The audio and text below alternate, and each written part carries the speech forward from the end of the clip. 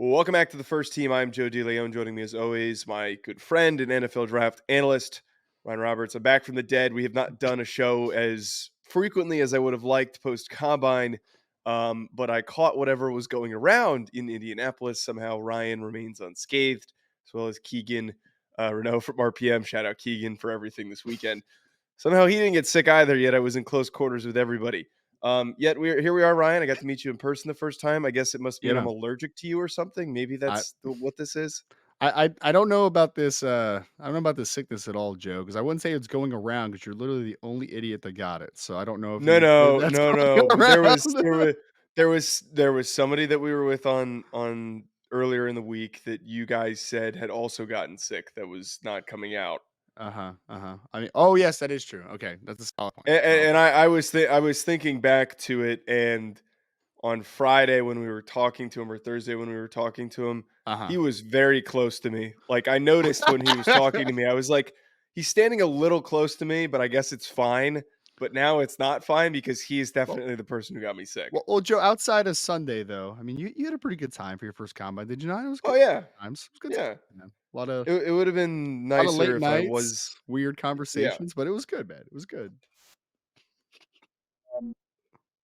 Geez, the NFL web horrible for turning off when you're trying to pull up the data. I was trying to pull up numbers for somebody so that when we started talking about them today, we are going to be breaking down and sharing two guys each that we think just overall are going to gain the most momentum post the NFL Combine, Yep, based on their testing, just based on the whole body of work during the week.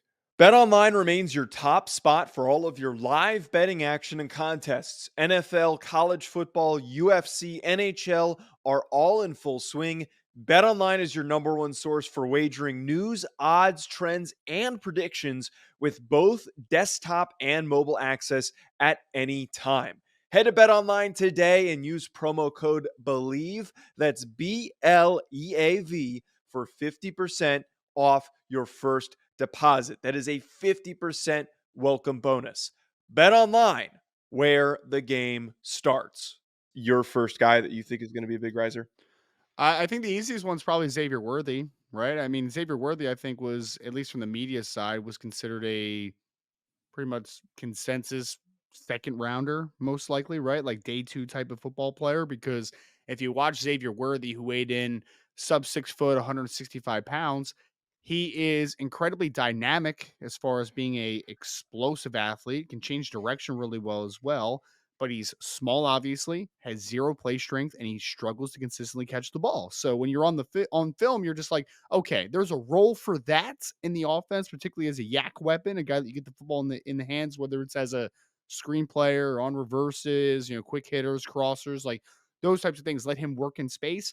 But obviously, there are deficiencies to his game that say maybe not a first rounder. Well, Joe, I think that the media side is going to really go over the top with Xavier Worthy and mock drafts from here on out for Worthy. But I will say this is that although people are going to be like, oh, the NFL doesn't think the same as the media, you might be right. But one trap that the NFL always falls into as well is falling for speed and prioritizing speed at the wide receiver position. So I do believe that Xavier Worthy has the inside track to being a first round pick. Should he be drafted there? Not based upon his film, but the 4.21 40-yard dash time that he ran in Indianapolis, someone is going to take the plunge in the first round. Yeah, and to kind of hit on what we've said on this show, and a lot of other people say that are within covering the draft, or scouts for that matter, typically say that there's not as much of an overreaction to testing as the general public thinks that there is. I think a lot of times the general public is just getting acclimated to the draft class when they watch the Yeah. combine, and they immediately think the guys that test the best are going to be first rounders. That is typically not true, but there are usually a couple position groups that, and a couple guys that do certain things that will certainly give them that big boost. And I think that Xavier Worthy is definitely one of those guys who decided not to do any of the receiving drills for good reason, because he probably would have looked very erratic, because his body control at times can be very inconsistent. His hands are very, very inconsistent. His route Yep. running is not particularly consistent. So if he looked erratic after running a 4.21 and breaking the record, I think reality might have came crashing down a little bit on him. And him with Troy Franklin, great example where Troy Franklin runs a great time. He goes out there and he has the worst gauntlet drill out of anybody. And while the gauntlet drill is not reflective of anything that happens in a game, when you do it that poorly, it's pretty Yeah. noticeable. But as we say a lot of times, and I think it's a really good example, is if we look at guys like Jameson Williams, Henry Ruggs, Mhm. John Ross, who have Yeah. previously put up some ridiculous testing times, those guys always get a bump because they have a ridiculous time. And Right. just because Xavier Worthy's maybe outside the top 10 for most people in the receiver class, I think just because he ran that number, some team is going to say, you know what? He might be outside of our top 10, but we want somebody that can take the top off of defense. I think the good thing for Xavier Worthy is that the bump is not going to be so high that I think he's going to be, like a top No. 20 pick. Like I don't think that's going to happen. I put him in my recent mock that came out, was a little bit more of a predictive nature of a mock because of, just kind of some things we're hearing and some, combine performances and all those things kind of intertwined together. I put him 32 to the Kansas City Chiefs, which I think would be a great destination for him, right? Like you're not going to bring Xavier Worthy in if you're the Kansas City Chiefs or the Buffalo Bills for that matter to be your wide receiver one and to be the heavy volume getter. You're going to bring him in to play a specialized role and hope to develop the rest of his game. I do think that that would be a good scenario for him. So he's not going to get that John Ross bump where you're like top 10 pick John Ross and Yeah. then everything comes crashing down, which would be good for Xavier Worthy. I would say just a note, Joe, because you're right. Usually the NFL doesn't overreact to testing numbers like the media. You're 100% correct on that. The one caveat, though, I would say is that that's usually in the case of, hey, a NFL team thinks Xavier Worthy's fast, so he's going to test fast, right? But it's not that Xavier Worthy tested fast. He tested faster than any wide Yep. receiver, any player Yeah. in combine history. We're talking about a historical number, not a great number, not an elite number, historical. There is nobody better historically than what Xavier Worthy did in the 40s. So I think that overreaction will happen on the league side because they may have been expecting him to run 4.3 flat and to be incredibly fast, but 4.21 is a completely different animal, obviously. So the first guy that I have, another wide receiver who I, excuse me, I don't think in any other year, I think we'd be freaking out over this guy, but because of Xavier Worthy, his performance gets a little bit undermined, and that being Yep. Brian Thomas Jr. from LSU. He's somebody who we talked about coming into the week was going to test well. He runs a 4.33, and I wanted this to be put into perspective. Xavier Worthy at 165 pounds runs the 4.21. He is Yep. ridiculously light. I would hope that he doesn't play in the NFL at that weight. 4.33 for a guy who weighs 209 pounds, Yeah. over 40 pounds heavier, almost 50 pounds heavier than him, runs not that far off in terms of their 40 time. He also has a 1.5, 10-yard split, 38.5-inch vertical, 10'6" broad, 11 reps on the bench. His jumps weren't as crazy as I thought that they were maybe going to be, Yeah. but regardless, Brian Thomas Jr.'s testing is just phenomenal. I mean, I really think that this guy has just solidified himself maybe as that third receiver. Maybe that's that fourth receiver if Roma Dunze does go ahead of him, but his numbers were just ridiculous for the size profile he has. I think the fight for wide receiver 3 is going to be a very vicious one in this class. I would kind of put it because I still believe that ultimately Marvin Harrison Jr. is obviously going to be wide receiver 1, but I still think that Malik Neighbors has the inside track to being the second guy. But most people are just kind of penciling in Roma Dunze, and I'm just like, guys, like I wouldn't go that far yet. I just wouldn't. I think I think before the combine, I would have safely said that Brian Thomas Jr. was going to be a top 20 pick. After he ran 4.33, I think that there's going to be some NFL teams that are going to say, if he hits, he could be the best Mm. wide receiver in this class. It's possible, right? I mean, there's obviously a wider volatility to his evaluation compared to like what Marvin Harrison Jr.'s is in that respect, right? But I do believe that as we kind of look at that next step moving forward, you can project Brian Thomas to being an absolute stud on the next level. I think he's going to go in the top 15 picks. I think he's going to fight for wide receiver 3. There's a lot you can do with a nearly 6'3" player who's 209 pounds, that's running 4.33, and that showed a lot of traits in the 2023 season. I mean, this isn't just a speed vertical dude. Like he has some ability to work in contested catch situations. He has good body control, and I think he has route running upside. Although LSU didn't utilize it as much as I think they could have because he was just so good working vertically. So yeah, I'm all in on the Brian Thomas Jr. hype, man. I think he's probably a top 15 pick when all is said and done. And I would not be shocked if he's wide receiver 3. I wouldn't be shocked at all about it. Yeah, I think that as this debate is gonna kinda come together more on who is gonna be that third guy taken, maybe that just slight difference in testing numbers because Rome Yep. Odunze tested well too. That slight difference might just be enough for Brian Thomas Jr. to overtake him. Mhm. I also think, though, that a lot of it is going to be, just general personal preference on what these teams Sure. are looking for. Yeah. And the cool part is that Thomas and Dunze have a lot of parallels that are similar-ish, right? Like they are similar body types. I think what did Rome come in at? Like 212, 213. So like he's relatively in the same ballpark as Brian Thomas. They're right around 6'3". They have good catch radiuses. They are vertically oriented players. So there's a lot of parallels to compare between the two. So I think it just really comes down to, do you want the more sure thing in Roma Dunze, or do you want maybe slightly higher ceiling in Brian Thomas Jr.? That's where the nitpicking is going to come between those two, picking between those two players.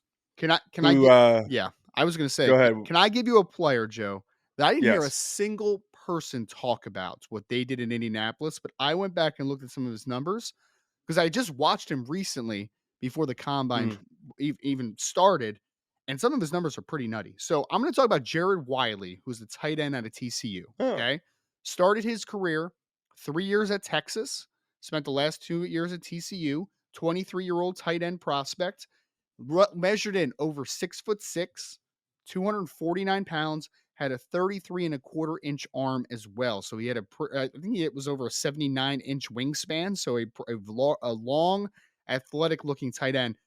Joe, I put a fifth round grade on him on film before the combine started. I actually really liked Jared Wiley as a developmental pass catching tight end, and he has effort in the run game, but it's not consistent right now because he doesn't play at the best pad level and his lower body needs to get stronger, right?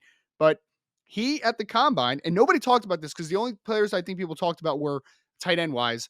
Brock Bowers weighing in over 240 pounds and over 6'3", Mm. and they talked about Theo Johnson and Ben Sinnott. Those were the kind of the three guys that most people talked about because of how they tested.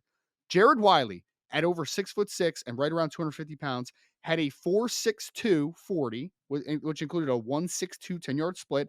He had a 37-inch vertical, a 9-foot 10-inch broad jump, and a 7.19 3-cone drill. Those numbers are fantastic. Like those are really, really good numbers. And again, we're trying to figure out the hierarchy of the tight end class after we know Brock Bowers is tight end 1. We think that tight end 2 is going to be Jadavion Sanders. After that, it's a bucket of Theo Johnson, Ben Sinnott, Cade Stover, like some good football players, but like, is there a true tight end 3 in this class? And I'm not going to predict that Jared Wiley is tight end 3 in this class. I'm not going to. But I will predict that he goes earlier than people think about because he was at the East West game. I heard he had a good performance there. I'm sorry, he went to Senior Bowl, He not was at East the Senior West. Bowl, Yeah, yeah. he got an East West invite and then he ended up at the Senior Bowl. So he went to the Senior Bowl, thought he had a pretty good week, showed that big frame, showed that athleticism. I think his film in 2023 is good. Like there's a lot to build off of moving into the future. He's really only a player that had production the last 2 years at TCU. So he's a little bit of a late breakout guy, but over 500 yards this past year, had 8 touchdowns, showcased a lot of good things at TCU. And then he comes in again, 4.62 in the 40 at 6'6" plus, 250 pounds, 37-inch vert, 910 broad, and a really good time in the 3-cone at 719 for a guy that is 250 pounds. So don't be shocked if we're talking about top 150 Jared Wiley when all is said and done. I thought that he Mm. really showcased a lot of great athletic gifts in Indianapolis. Yeah, the tight end class is pretty garbage too, so if It's not somebody great. It's not great. Yeah. somebody were to move I think that there were, like, as you mentioned Sinnott, you mentioned Theo Johnson, there's a good bucket of guys that I think tested well enough that Did, are probably gonna go the earliest. did you see that Cade Stover ran 4.65, by the way? I did not see Did that one wait, wait, did coming, he man. really? I He didn't ran even he notice ra that. he ran 4.65, had a 34.5-inch vert and like a 9.9 broad jump. I was like, "Oh, okay. I That's didn't even pretty notice good." that. Yeah. Elite athlete Kate Stover, but Uh, I think that a lot of the guys that were in that higher draftable, like, top 10 bucket of tight ends, they all tested pretty well. yeah. The only one that, like, tested well that we didn't really know much about was it Delp? the Washington Oh, kid. the 231-pound H-back? Yeah, I saw he ran Yeah, pretty fast. that kid stinks. He's was like the fourth string tight end, so I don't think that we need to talk about how good he is. My second guy that Yep. I of course have to bring up my RB1, Trey Benson, 6'2", Oh, here we go. 216, Here we go. Yep, at the yep. NFL Combine, who runs a 4.39, which is a tremendous number from him. Like I mean, I didn't even think that he had 4.3 speed on film. I thought that he was more Well, of like a 4.4 guy at you were best. trying to argue with me in Indianapolis that you said he was a 4.3 athlete in the summer, and then we proved that that was an incorrect statement eventually. Yeah. Debatable. 33 and a half inch vert, 10 foot 2 inch broad. I think that we have been deciding on who the top running back is. I'm not the biggest Jonathan Brooks fan. I think that he's fine, and I think him coming off the Fair ACL point. is concerning. Yeah. He is not going to go as high as anyone thinks. I was listening to something that somebody referenced how Todd Gurley still went early despite having He a went significant he knee went injury. yeah, but Todd Gurley was like a Right. he was considered by some to be like a generational running back prospect. He still Yes. went 10th overall despite coming off of multiple Yeah. injuries, right? Like he was a great player. Yeah. This is my point that I don't think that I think Jonathan Brooks probably going to be more of a day 3 pick than anything because of the injury stuff and the possibility that he's not even really going to be available when you need him to play, which is when you want a rookie running back to contribute and get on the field. But Trey Benson also was one of those guys who just looked amazing during the drills. Like he just looked Yeah. super, super fluid, super, super easy. It also helps him a little bit that Bucky Irving doesn't test well. Sure. That Sure. because I think that he was close competition with him for that number one spot. But Benson, man, I'm a really big fan of Benson. The testing numbers really kind of confirm a lot for me that I thought he was a good athlete, and kind of like we talked about here with Brian Thomas Jr. Yep. We knew that he could test well, but he ends up testing really freaking well, so it makes us feel pretty good about it. I think he's RB1 in the class. I think he was RB1 in the class before the combine even kicked off. I mean, if you remember back to the summer, right, he was RB2 for me behind Rocket Sanders, and Rocket Sanders went back to school and had an injury plagued 2023 season regardless, right? So Trey's a good player, man. I think that the people's hang up with Trey is one, the knee injury that he suffered while he was at Oregon. We have to wait to hear what the medicals are on that because it wasn't just like an ACL tear. I'm pretty sure he tore like every ligament up in his knee. So like that's one thing that you have to kind of watch and just make sure, just kind of check the box there. And otherwise, I think it was just that Trey was real good in 2022, right? As a complementary type of weapon in the Florida offense. I was hoping he would take like a massive step forward, like a big jump, and he was just kind of the same, I thought, right? And like the same was still a good player. Like, don't get me wrong, but he didn't necessarily take like that next step, in my opinion. But I think in this running back class where like I like Audric Estime still, I still think he's a very good player. I like, you mentioned Bucky Irving in a compartmentalized role. Like there's still some running backs you like, but I think Trey Benson probably has the inside track if the injury checks out. Yeah, I'm not too worried about Trey Benson anymore, but he's going to be a great player in the NFL. That's going to be it from us at Joe DeLeone at Rise and Draft, folks. Thank you everybody for tuning in. Hopefully, the next time we tape, I am less sick. We can actually tape a full episode.